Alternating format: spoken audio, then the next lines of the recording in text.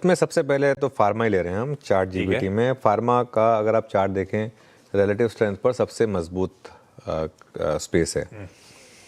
दिक्कत क्या है कि जब कई बार इस तरीके की बाइंग आती है तो कहीं ना कहीं एक रिस्क बनता है कि क्या मार्केट थोड़ा सा ओवरऑल गिरावट प्राइसिंग करने की कोशिश कर रहा है, तभी फार्मा में एंट्री ले रहा है। लेकिन जो भी है वीकली रेशियो चार्ट पर ये मार्च 2023 की ट्रेंड लाइन के बाद से एक अच्छा आउट परफॉर्मेंस है यहाँ पर। इसमें सबसे मजबूत स्टॉक जो है वो अब एक कैश स्टॉक है, पहले एफएनओ में हुआ करता था, इप्का लैब्स।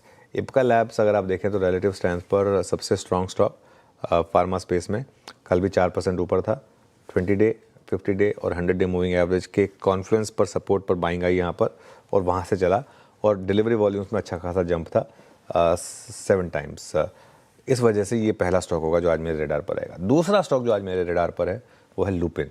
लुपिन भी अगर आप देखें तो फार्मा शेयर्स में सबसे स्ट्रॉन्ग स्टॉक्स में एक है। लुपिन में हमने एक 600 रुपये से एक 2000 रुपये 2200 रुपये तक की रैली पूरी प्ले की थी सीएनबीसी आवाज़ पर, आपको याद होगा। उसके बाद से स्टॉक पिछले 1 साल से कंसोलिडेट कर रहा है, करीब 1 साल हो गया अब इसको कंसोलिडेशन का।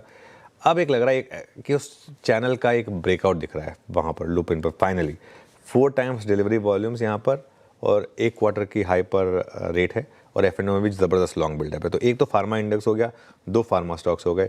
इसके अलावा एक स्टॉक है जो रिवर्सल, जिसने शानदार रिवर्सल कल दिखाया, वो है सीमेंस। सीमेंस में अगर आप देखें तो कल 100 डे मूविंग एवरेज के सपोर्ट से बाइंग आई और 20 day exponential moving average cross किया इसने। हालांकि ये 20 डे एक्सपोनेंशियल मूविंग एवरेज है, ये डिक्लाइनिंग है, तो ये थोड़ा सा एक रिस्क फैक्टर रहेगा यहाँ पर। लेकिन 1 महीने के बाद फाइनली हम 20 डे के ऊपर निकले और हॉल्ट नहीं आया वहाँ पर।